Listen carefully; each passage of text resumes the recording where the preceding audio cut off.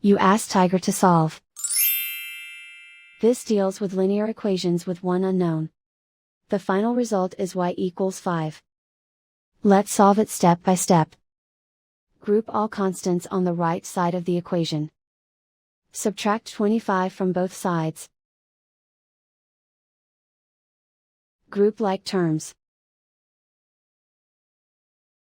Simplify the arithmetic.